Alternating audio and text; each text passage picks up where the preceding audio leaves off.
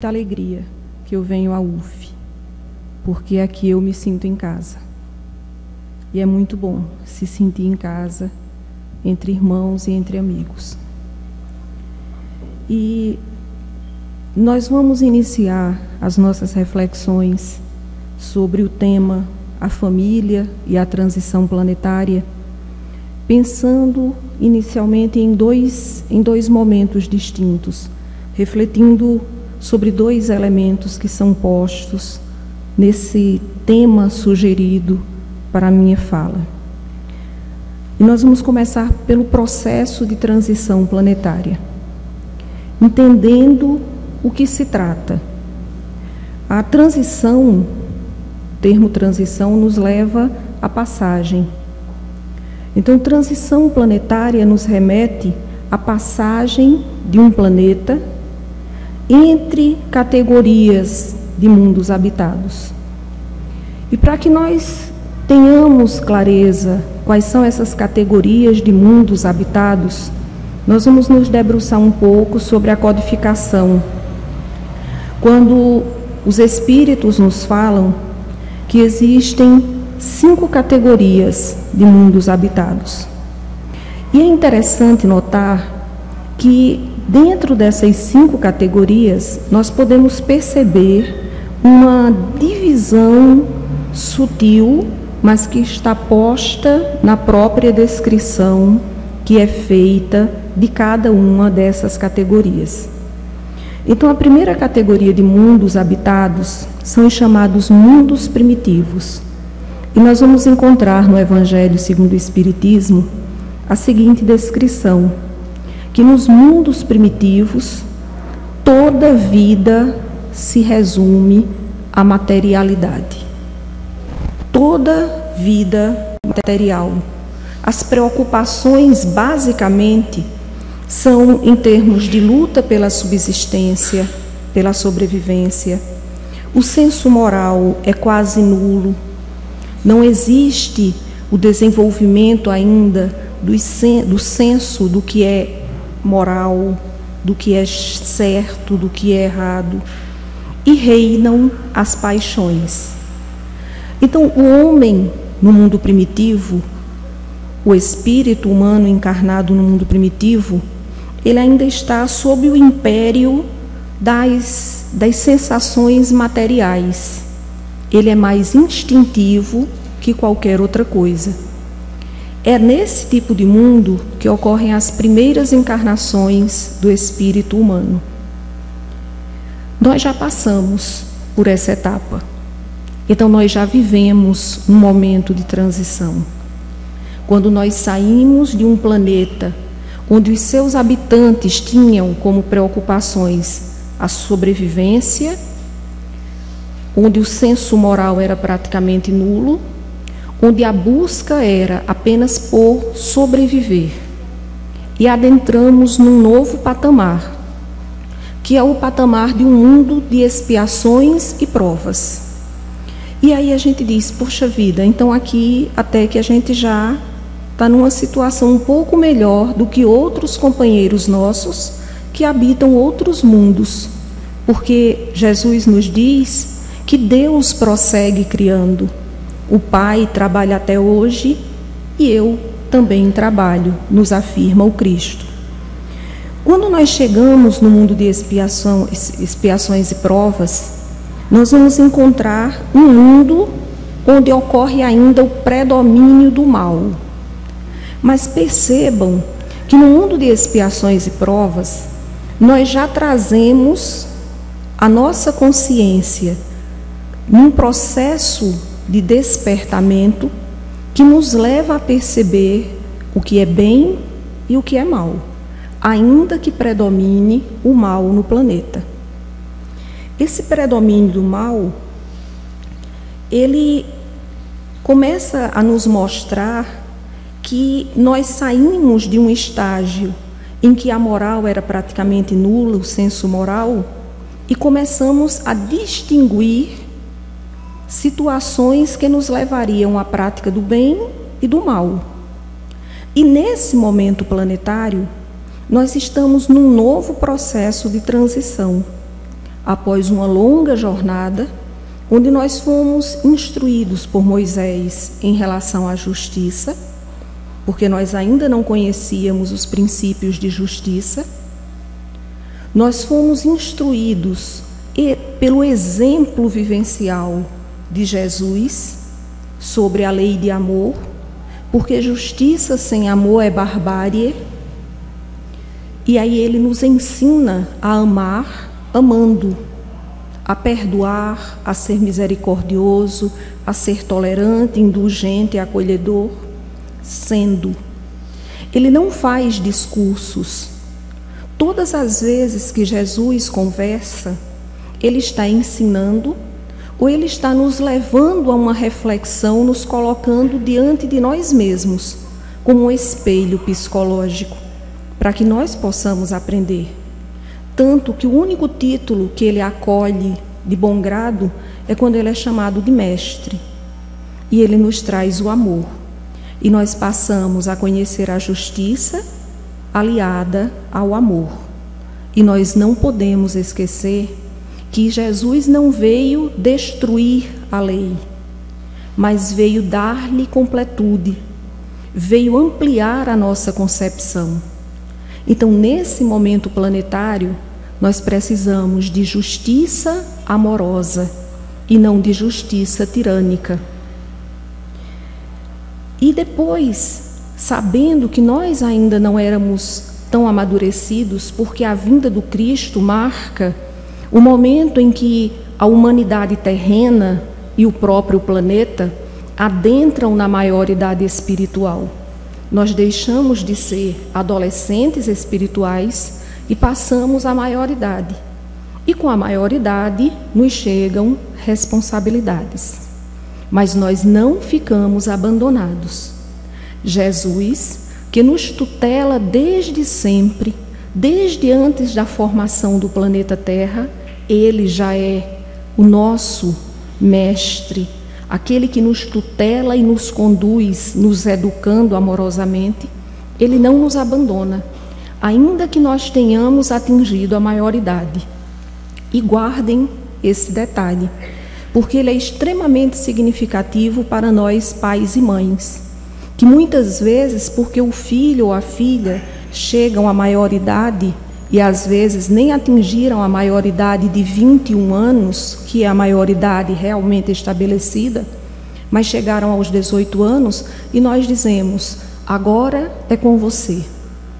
E num texto belíssimo de Cecília Rocha, a nossa sempre inspiradora evangelizadora da Federação Espírita Brasileira, hoje trabalhando na evangelização nos planos superiores da vida, ela nos dizia que até os 21 anos o filho é responsabilidade dos pais, porque ele está sob a tutela guardiã do pai e da mãe, e compete ao pai e à mãe conduzi-lo de retorno aos braços do Pai Eterno.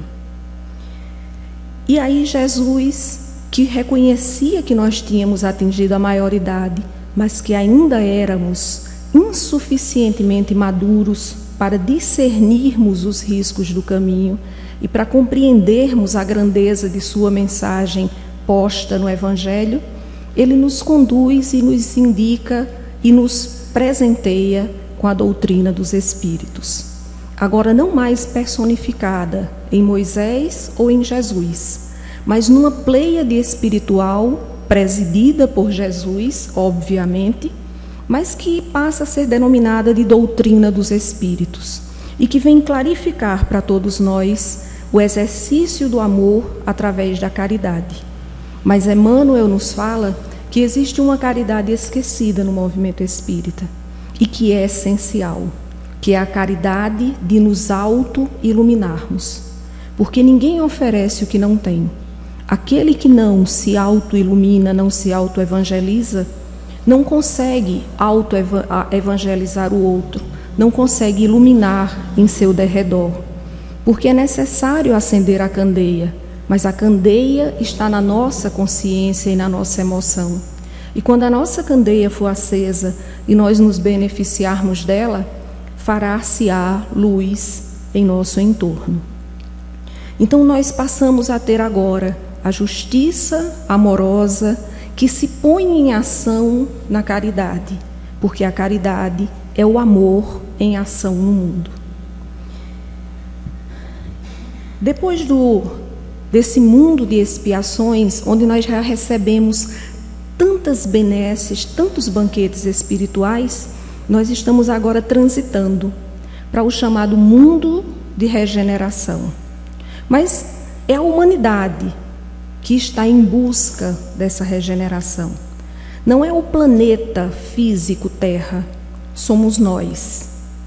Porque a grande regeneração é a regeneração que se dá no coração do ser humano, na sua mente, na sua emocionalidade, no seu ser imortal. E aí, nesse processo de transição, o que nos espera no mundo de regeneração?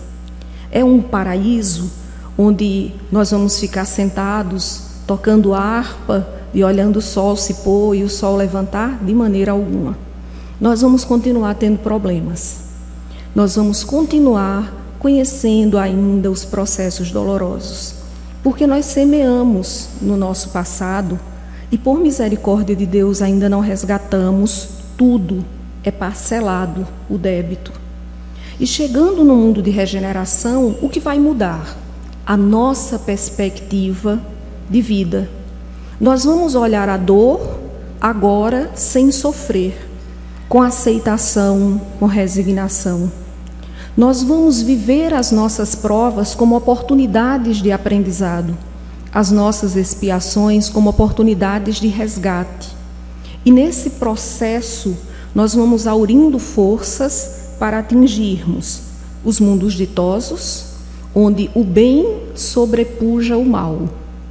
Percebam que o mal ainda vai existir, mas numa parcela tão pequena que o bem será a grande força propulsora. E um dia atingiremos os mundos celestes, onde o bem reina soberano. Então nós podemos dizer que nós estamos passando do segundo degrau para o terceiro degrau na escala dos mundos. Nós, humanidade. E aí a gente começa a pensar que, a partir do mundo de expiações e provas, todas as descrições dadas pela espiritualidade dizem respeito à questão espiritual. Ela vai o tempo todo pontilhando quando o mal sobrepuja o bem, quando a gratidão começa a nos fazer aurir forças, quando o bem sobrepuja o mal e quando o bem reina soberano, o amor reina soberano. Então nós começamos a perceber que é uma metamorfose espiritual, é uma transformação espiritual. E quando nós nos debruçamos em Lucas, no capítulo 17 de Lucas, versículo 20, nós vamos encontrar os fariseus interrogando Jesus sobre quando havia de vir o reino de Deus. E Jesus responde: o reino de Deus não vem com aparências exteriores. Não adianta procurar ali ou acolá, porque ele estará nascendo dentro de cada um de nós, que nos esforçarmos para entender e viver o Evangelho. Ainda que caiamos aqui, acolá, mas nos levantemos e seguimos adiante.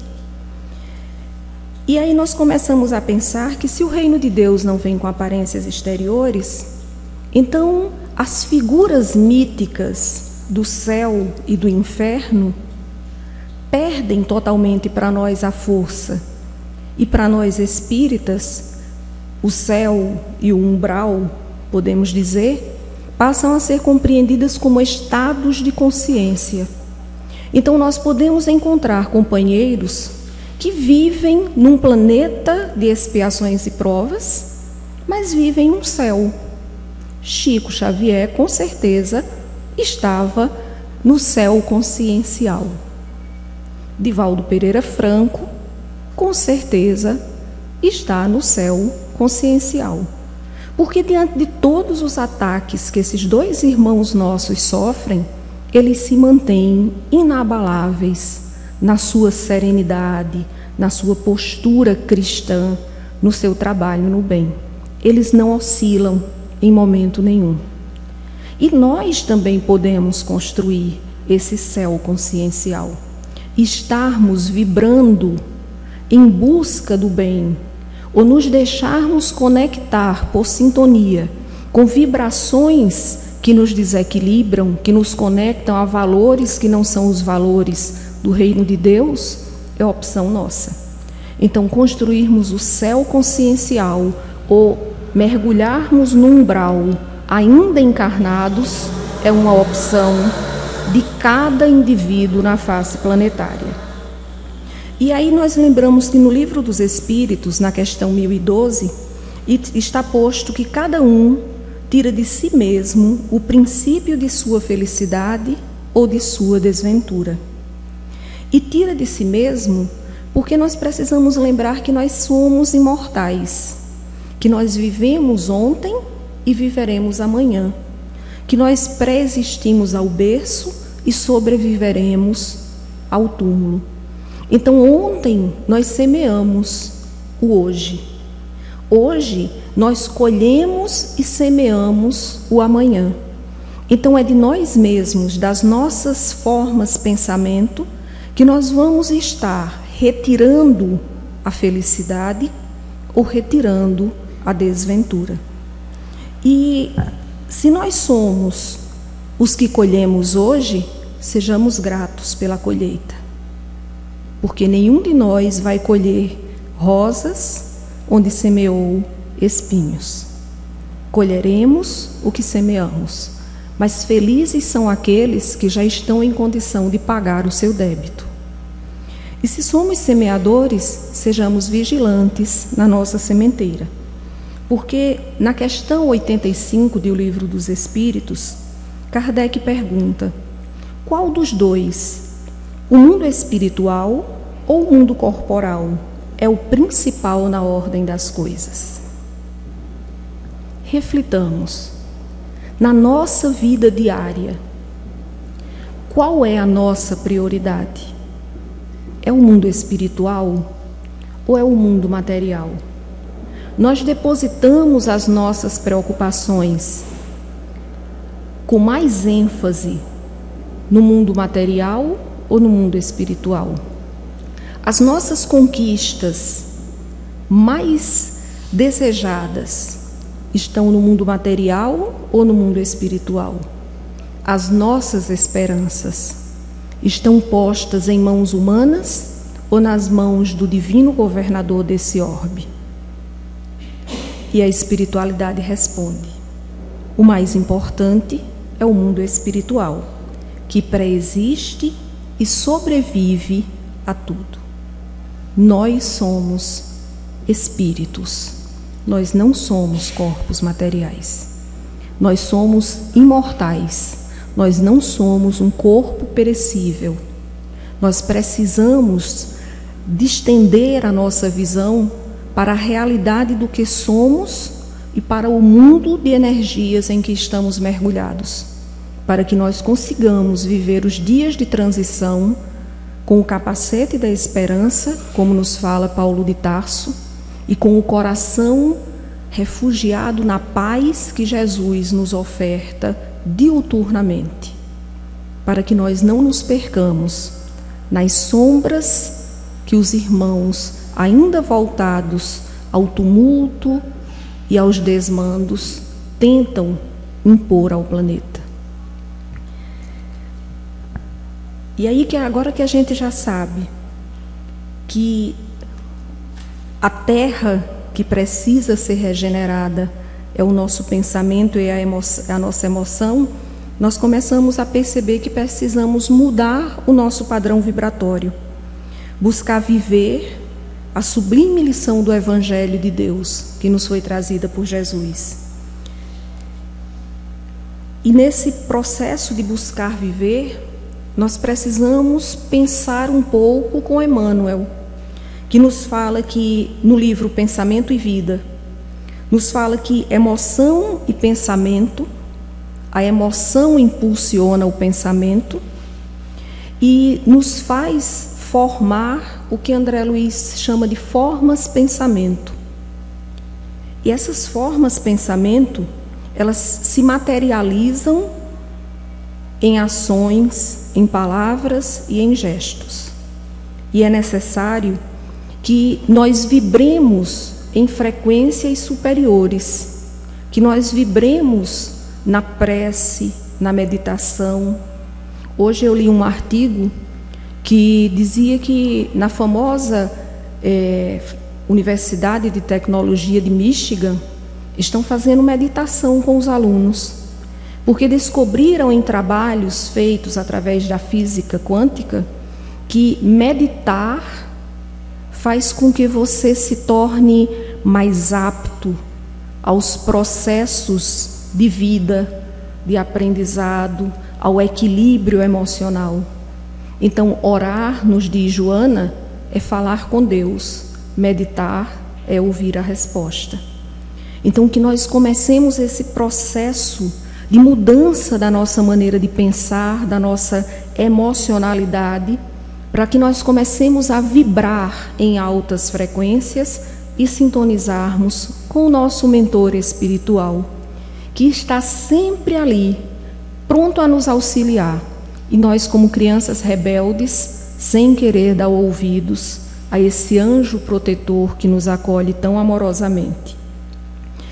E no momento em que nossas formas, pensamentos vibrarem em consonância com o Evangelho, nós vamos desenvolver ações dignificadoras, palavras consoladoras, gestos de acolhimento, que se traduzirão em perdão, em paciência, em misericórdia, em pacificação, em não violência, em benevolência, em acolhimento, que são os caminhos para o amor plenitude com que Jesus nos ama.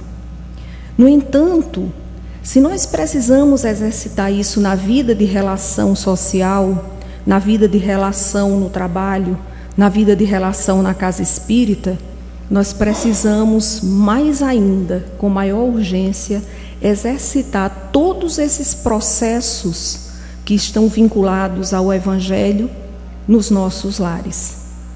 No reduto doméstico, que é o nosso grande desafio, mas é também, segundo Joana de Ângeles, a nossa escola de bênçãos. E é no lar, e aí nós vamos fazer uma diferença, e eu gostaria que a gente fosse refletindo com Joana de Ângeles, porque ela diz que lar é diferente de casa. Casa é a construção física, que pode ser de alvenaria, pode ser de madeira, pode ser um palacete ou uma choupana. É uma casa. Lar é uma construção de valores espirituais, morais, éticos, vivenciais. Não são valores verbais, não são valores que eu falo, mas que o meu filho, a minha filha, o meu cônjuge, aqueles que conosco coabitam, olham e percebem que o discurso não bate com a prática. É preciso viver esses valores no lar.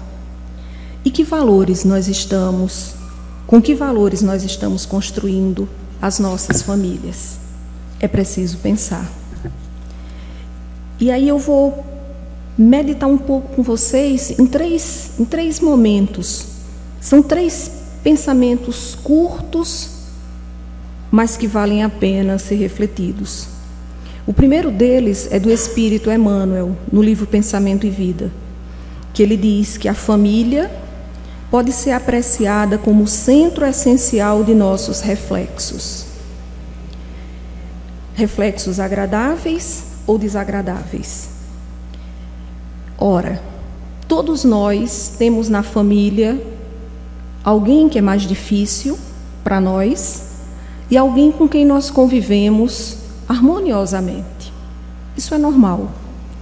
Porque na família, antes da formação da família no plano terreno, Nos fala Joana de Ângeles, no livro Constelação Familiar, que aqueles espíritos que serão os cônjuges, os que vão construir o núcleo conjugal, eles são convidados pelos seus mentores a uma conversa. E é posto para eles quem são as encrencas com quem eles precisam se reharmonizar. E é posto também quem são aqueles corações que vão vir, assim como uma bonificação, para que não venha só encrenca. Porque é preciso dar um bônus, um oásis no meio do deserto. E aquelas duas criaturas que se comprometem na conjugalidade, elas se comprometem a acolher os filhos que lhes chegarão, conscientes de que se vier bônus, também vem encrenca. E que se vier laços de afeto, também virão algemas de desafeto. Mas os laços de afeto vêm como um bônus de misericórdia divina. E as algemas vêm como uma oportunidade bendita de converter desamor em amor. Então, quanto mais desafiado é o trabalhador, maior é o crédito de confiança que Deus lhe ofereceu.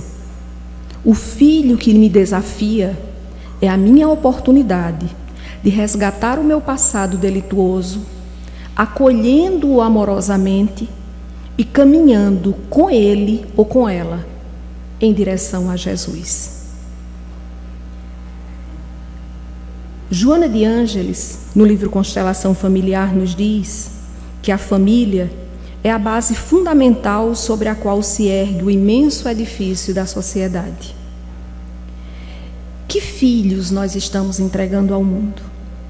Porque muitas vezes, conversando com gestantes, a gente escuta as gestantes dizerem assim: mas olha, que medo que eu sinto do mundo em que o meu filho vai viver. Mas o mundo em que o meu filho vai viver é o mundo em que eu estou vivendo e eu estou construindo. Porque o mundo não é uma construção externa. O mundo é uma construção interna de cada um de nós. Se cada um de nós entregar ao mundo um filho evangelizado, um homem de bem, nós vamos construir um mundo de paz. É a nossa contribuição ao mundo que deve ser o móvel de nossas aflições. Porque, na verdade, os nossos filhos necessitam voltar conosco, como nós necessitamos acolhê-los novamente. E depois, eu gostaria que nós pensássemos na questão 775 do Livro dos Espíritos.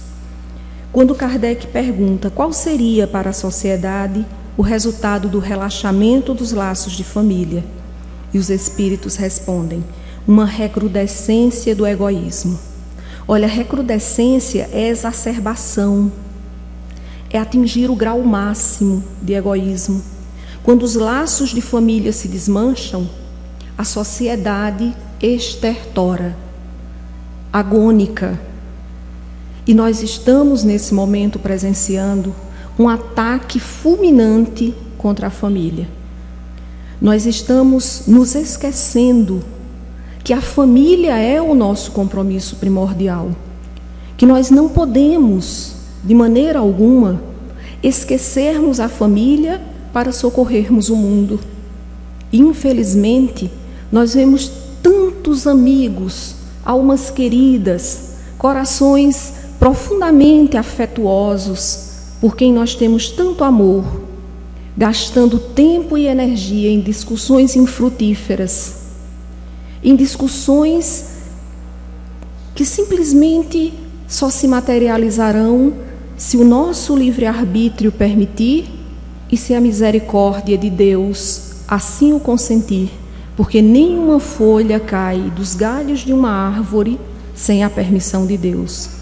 E eu lembro sempre que o Espírito Meimei, na sua doçura, diz que Deus tem estradas onde o homem não é capaz de perceber caminhos. Então confiemos, esqueçamos as discussões estéreis, as divisões dentro do próprio lar, para abraçarmos a tarefa ingente de não permitirmos que o nosso lar só sobre nesse momento tempestuoso. E aí Alberto Almeida, no livro Pais e Filhos Fortalecendo os Vínculos, nos coloca que a família é um sistema composto por 3 subsistemas.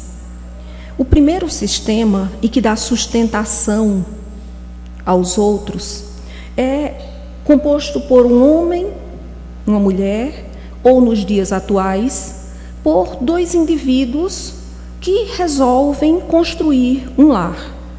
Porque a gente precisa entender que nesse momento planetário, nós precisamos respeitar, acima de tudo, os companheiros que conosco caminham.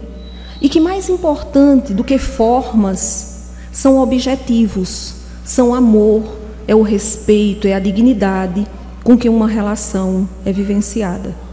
E Alberto nos fala que o subsistema da conjugalidade, ele dá sustentação aos outros subsistemas, que são o subsistema parental, onde se estabelece a relação agora dos pais com os filhos, e o subsistema fraternal, que é a relação entre os irmãos.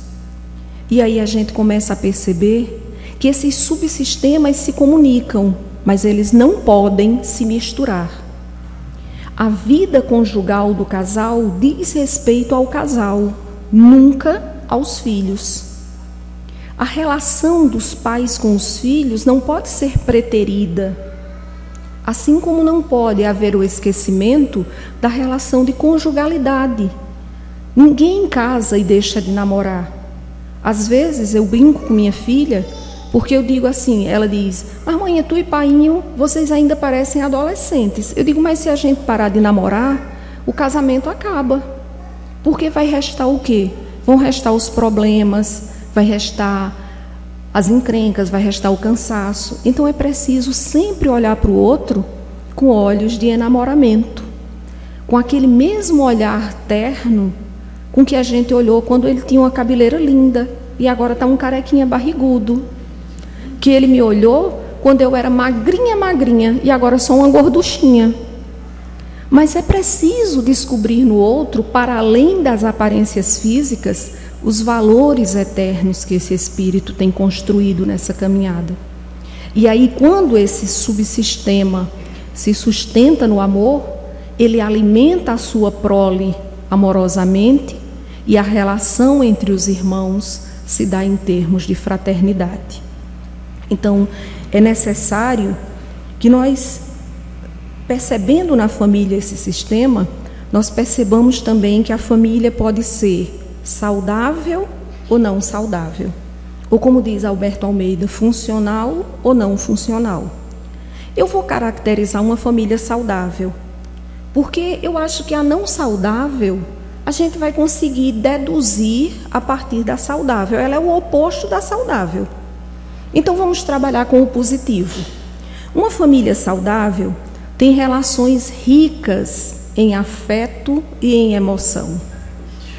As pessoas falam das suas emoções, as pessoas se abraçam, as pessoas dão bom dia quando acordam, as pessoas abençoam uma a outra antes de sair de casa, as pessoas se encontram no retorno ao lar e acham bom e se abraçam, as pessoas assistem televisão, deitadas no sofá, uma no colo da outra, como se diz, feito um ninho de gato. Existe uma relação de afeto real. O abraço é verdadeiro. A lágrima é partilhada. A dor é compartilhada. Mas as vitórias são coletivas. E há um apoio mútuo para que todos caminhem, cada um na sua velocidade, cada um no seu momento, mas todos caminhem juntos. A família se torna o porto seguro para onde a gente quer voltar quando a sociedade, o mar revolto do mundo nos ameaça. É o melhor lugar do mundo, é voltar para casa. O diálogo é aberto, não existem censuras. É preciso ouvir o outro, acolher o outro. É preciso que o outro possa ser ele por inteiro, para que nós possamos refletir com ele e de redirecionar nos momentos em que ele estiver trilhando um caminho equivocado. Porque só é possível orientar se você escuta o outro, se você conhece o outro, se você permite que o outro se deixe conhecer. Numa família saudável, os pais são autoridade. E aí vocês vão dizer, mas com todo esse chamego, como a gente diz aqui no Nordeste, com todo esse abraça-abraça, beija-beija, conversa-conversa, os pais são autoridades? São. Porque a autoridade é diferente de autoritarismo. No autoritarismo, eu faço com que o outro se sinta prisioneiro. Na autoridade amorosa, eu faço com que o outro se sinta livre para ser quem ele é e para se deixar conduzir através da reflexão e do exemplo de vida por caminhos mais bonitos. Então, os pais precisam ser autoridade no lar, porque eles receberam essa autoridade no momento em que eles se tornaram pais do Mestre Jesus. Eles foram aqueles que receberam de Jesus o título de pai e mãe. Então eles precisam sim dessa autoridade amorosa, justa, misericordiosa. Porque aos pais compete proteção em todos os sentidos: emocional, física, nutricional, cuidados em todos os âmbitos, porque isso se chama afetividade. Só quem ama, cuida. O lar saudável tem regras claras. O que pode e o que não pode. Eu tenho uma filha de 18 anos. E aí, aos 18 anos, todo mundo diz assim, mas olha, você se prepara, é a adolescência. E Letícia entrou na adolescência tranquilamente. Hoje eu posso falar nela que ela não está aqui, né? Senão ela fica dali fazendo sinal para mim que não fale. Entrou tranquilamente. Chegou aos 18 anos... E foi muito interessante, porque ela sentou no sofá, que é o grande ponto de encontro lá em casa, olhou para mim e para meu esposo e disse assim, mãinha, painho, e agora o que muda? E eu olhei para ela e disse, minha filha, o que você acha que deve mudar? Aos 18 anos, o que é que você acha que precisa mudar na nossa relação? E ela olhou para mim, as lágrimas descendo no rosto e disse assim, eu acho que não precisa mudar nada. Mas as minhas amigas ficam dizendo, eita, completou 18, agora tudo muda. E eu disse a ela, minha filha, cada família tem uma história, cada família tem uma estrutura. Se você sentir que há algo que precisa mudar na nossa família, converse com a gente, que a gente vai refletir os três juntos. E se for necessário, a gente muda. Mas se você se sente confortável na família que você tem, esqueça o que o mundo diz. Porque a nossa família, nós estamos buscando construir com as bases da doutrina espírita, que não são as bases do mundo. Então, o mundo vai cobrar dos nossos filhos rupturas. E é necessário que nós tenhamos a necessária afetividade, o necessário acolhimento para ouvi-los naquele momento de angústia. Refletirmos juntos e caminharmos em paz. Se for necessário ajustes, ajustemos, para que todos sigam tranquilamente. Essas regras claras impõem liberdade responsável, respeito aos direitos e cumprimento dos deveres. E no lar é preciso oferecer educação, porque educação é função dos pais, não é função da escola. não é função de quem trabalha na casa da gente, não é função do evangelizador, é função dos pais. O evangelizador é colaborador dos pais, mas não é o responsável. Quem tem que educar os filhos são os pais, principalmente os pais espíritas, porque eu sempre lembro que Jesus nos disse: a quem muito foi dado, muito será pedido.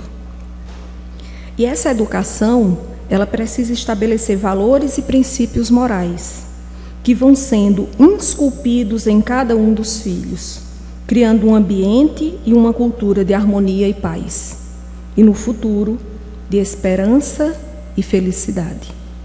Esse trecho são palavras de Alberto Almeida, no livro Pais e Filhos, Construindo Vínculos. E como eu estou caminhando para o final da minha fala, porque o tempo voa, eu queria só que nós pensássemos um pouquinho nessa questão de... Não vou voltar, né? Já estava aqui, vamos adiante. Nós pensássemos um pouquinho sobre essa questão da transição planetária, agora juntando transição e família. A transição planetária, ela se dá então, para a gente fazer um fechamento, em 3 níveis. Ela se dá no nível do indivíduo.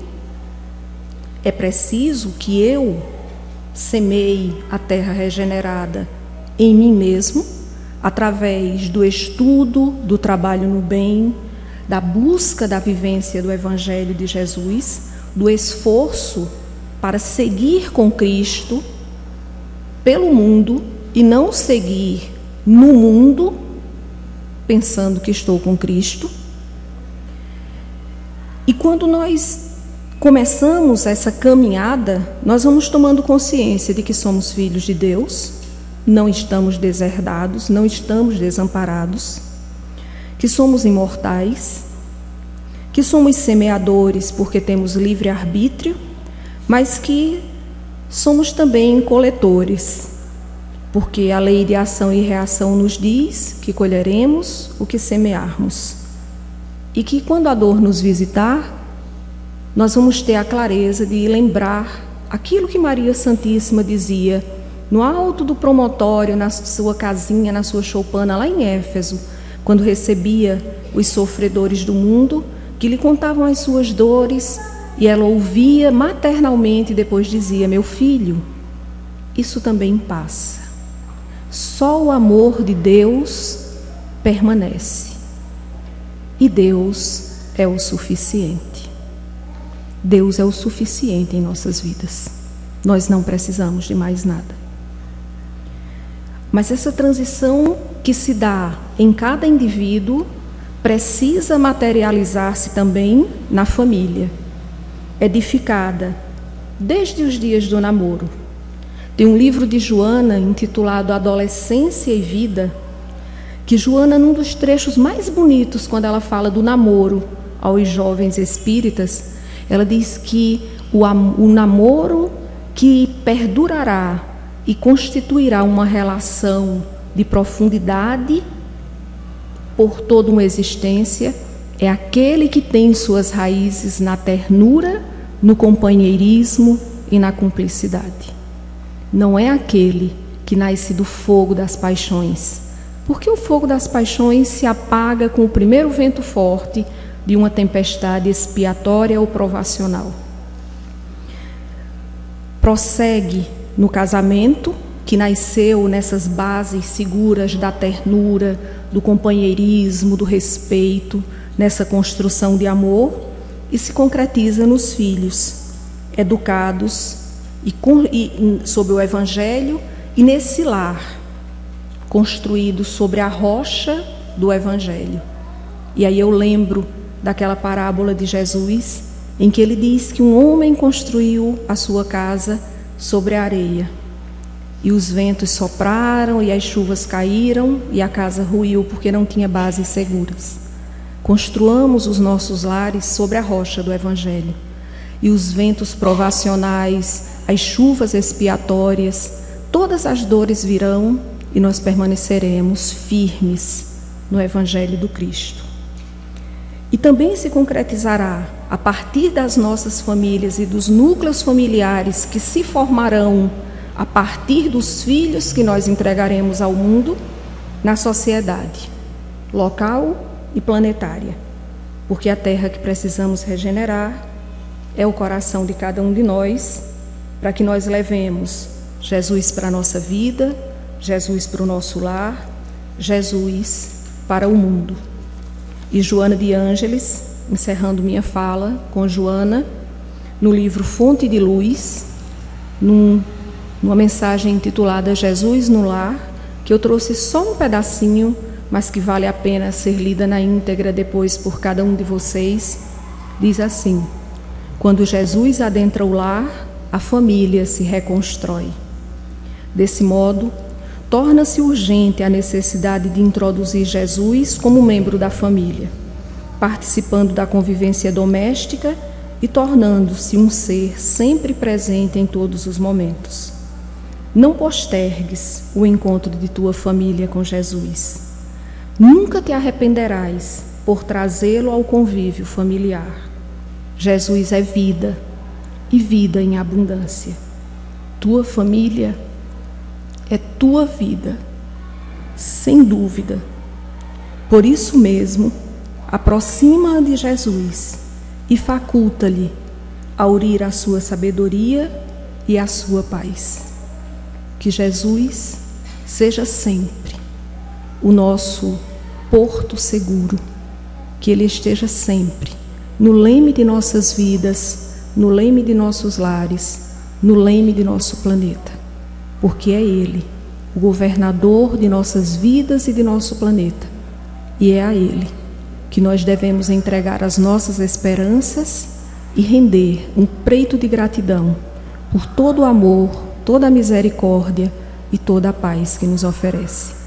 Muito obrigado pela noite de hoje, e que a equipe que faz essa casa no plano invisível aos nossos olhos e a equipe que faz essa casa no mundo material prossigam nesse trabalho de amor às famílias, às crianças, aos jovens, aos idosos, a todos nós que carecemos de amparo e de apoio do Evangelho.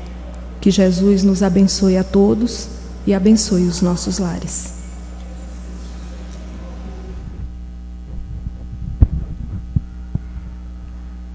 Muito obrigada, Cibele, pelo presente que recebemos nesta festa que estamos a vivenciar, que é a Jornada da Família, neste ano de 2018. Muitas considerações valiosas para todos nós, considerando que a família é esse núcleo que dialoga com o planeta, com a sociedade, com todos esses grupos que fazem parte da nossa jornada terrena. E como nós estamos em festa, vamos terminar nossa reunião hoje, convidando primeiro o NAPACE, né, o Núcleo de Apoio aos Pais das Crianças da Evangelização, para se fazer presente aqui, para que todos conheçam. Aqui são alguns pais, que integram este núcleo de estudos, que acontece sempre aos domingos, pela manhã, paralelamente ao trabalho que é realizado com as crianças e com os jovens. Então, aqui também é um convite para os pais, para virem participar desse grupo, que tem um trabalho já de muitos anos, e sempre no mês de setembro está trazendo essa festa reflexiva sobre esse tão importante núcleo que é a família. E, para finalizar, nós convidamos... Claro, aqui são apenas alguns integrantes, tá? São muitos outros. Nós agora convidamos Anne, que é mãe, né? faz parte do grupo de pais. Do nosso querido Ulisses. E Anne é bem talentosa, está trazendo aí uma poesia de sua autoria e que vai trazer para a recitação agora. Família, lugar de cultivar o amor. Obrigada, boa noite a todos. Que alegria grande poder falar hoje para vocês sobre a família. E eu pensava sobre o que escrever, né, da família e pensava, nossa, a família é tão plural, né? É tanta multiplicidade que existe na família. Eu antes era filha e eu tenho uma família biológica, tenho pessoas de família do coração, parte de pai, parte de mãe. Hoje sou mãe, né? E tenho meu marido, meu filho, integro o NAPACE. E diante de toda essa reflexão sobre a família, eu pensei, nossa, como colocar em poesia meus sentimentos sobre a família? E aí eu pensei, refleti e saiu uma prece em poesia que vocês receberam no começo quando chegaram à UF.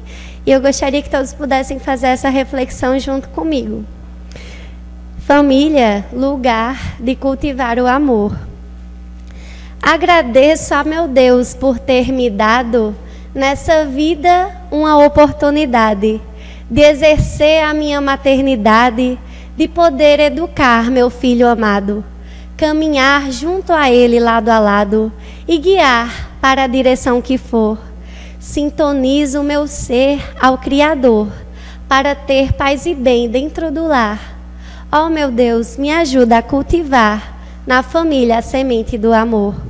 Peço a Deus para estar sempre comigo, me ajudando a cumprir minha missão. Quando eu vejo a família em aflição, é na prece que encontro o meu abrigo. Melhorar meu humor eu só consigo quando a Deus eu levanto o meu clamor. Então peço, me guia, meu Senhor, pois eu sei tudo isso vai passar. Ó meu Deus, me ajuda a cultivar na família a semente do amor. Na família existem diferenças, umas vezes desatam alguns nós, sejam tios ou pais, irmãos, avós. É preciso sanar as desavenças, perdoar, reduzir suas sentenças, cultivar a virtude interior. E por mais que for desafiador, lá no céu tem alguém para ajudar. Ó meu Deus, me ajuda a cultivar na família a semente do amor. Que assim seja.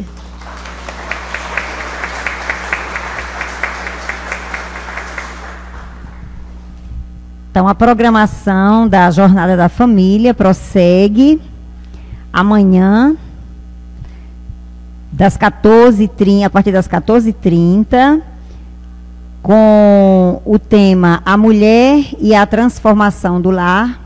Quem trará esse tema é Raimunda e Luana.